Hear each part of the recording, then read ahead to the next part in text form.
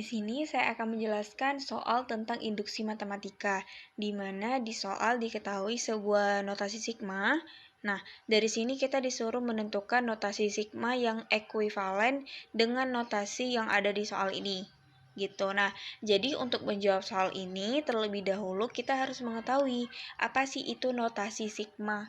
Jadi, notasi sigma itu merupakan notasi yang digunakan untuk menyatakan penjumlahan bilang. Nah, jadi memang notasi sigma ini erat kaitannya dengan materi deret dan barisan, begitu. Jadi baik aritmatika ataupun geometri itu erat hubungannya dengan notasi sigma ini, gitu. Nah, jadi memang ingat ya, jadi notasi sigma itu adalah penjumlahan bilangan dan dia berurut begitu. Nah, jadi kalau misalnya kita ketemu soal seperti ini, kita sebenarnya bisa langsung menjawabnya aja ya. Jadi kita ubah dulu dia ke dalam bentuk yang lebih sederhana lagi gitu. Nah, jadi kalau di sini ada 2 di depan notasi sigmanya, kita bisa pindahkan 2 ini ke setelah notasinya gitu, setelah sigmanya.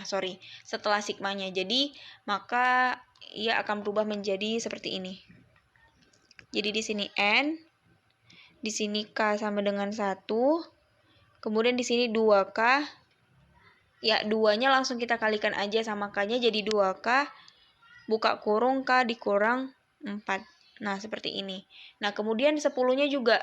10-nya ini kita bisa pindahkan ke setelah sigma gitu. Nah, jadi nanti hasilnya menjadi tambah n k sama dengan 1, 10 dikali 2k ditambah 1. Nah, jadi kalau misalnya notasi sigma itu ingat, itu merupakan penjumlahan bilangan ya.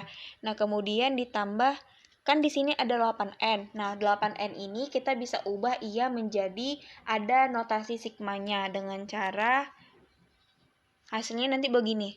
Sigma n k sama dengan 1, 8. Karena n-nya di sinilah yang nanti kita ubah ke dalam bentuk sigmanya. Begitu. Nah, dari sini kita sebenarnya bisa langsung menjawabnya.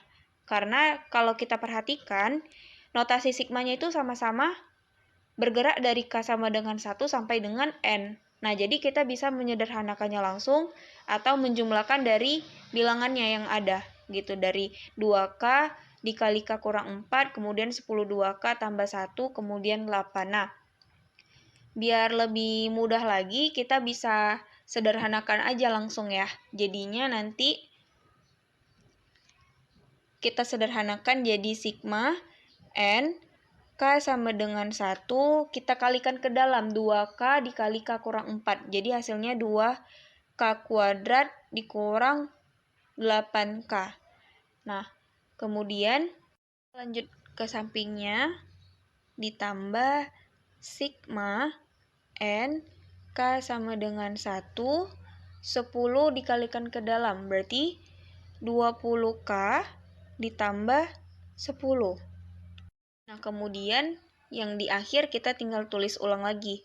Sigma n k sama dengan 1 yaitu 8. Nah, dari sini seperti yang tadi saya bilang bahwasannya karena notasi sigmanya itu udah sama, kita bisa langsung menyederhanakan yang di sini. Kita dekatkan lagi. Nah, jadi nanti hasilnya tuh menjadi seperti ini. Kita bisa ubah dia menjadi sigma n k sama dengan 1, kita dekatkan yang bilangan-bilangannya. Jadi 2k kuadrat dikurang 8k, kemudian ditambah 20k ditambah 10, kemudian ditambah 8. Nah, kemudian kita sederhanakan. Jadinya sigma n k sama dengan 1. Nah, kalau seperti ini kita utamakan yang k-nya paling tinggi pangkatnya. Jadi 2k kuadrat. Di sini 2k kuadrat dikurang, kita lihat yang ada k-nya pangkat 1. Ada min 8k ditambah 20k. Maka hasilnya itu adalah tambah 12k. Nah, kemudian lanjut ke 10 ditambah 8 yaitu 18.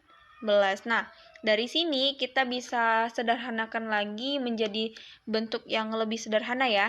Maka nanti hasilnya itu adalah sigma N K sama dengan 1, kita keluarkan angka 2-nya. Maka nanti hasilnya 2 dikali K kuadrat ditambah 6K ditambah 9. Nah, persamaan kuadrat ini kita bisa ubah dia menjadi bentuk yang lebih sederhana lagi. Nanti hasilnya menjadi sigma N K sama dengan 1, yaitu 2 dikali K ditambah 3 kuadrat. Nah, jadi K tambah 3 kuadrat itu hasilnya sama dengan K kuadrat ditambah 6K ditambah 9.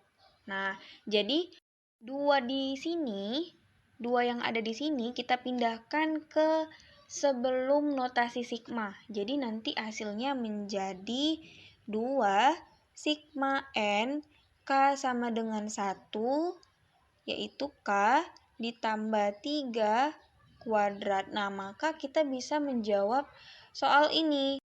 Nah, jadi bentar kita besarkan dulu. Nah, jadi notasi sigma yang ekuivalen dengan notasi yang ada di soal ini yaitu 2 sigma K sama dengan 1 yang bergerak sampai dengan N, yaitu K ditambah 3 kuadrat. Atau lebih tepatnya jawabannya itu adalah D.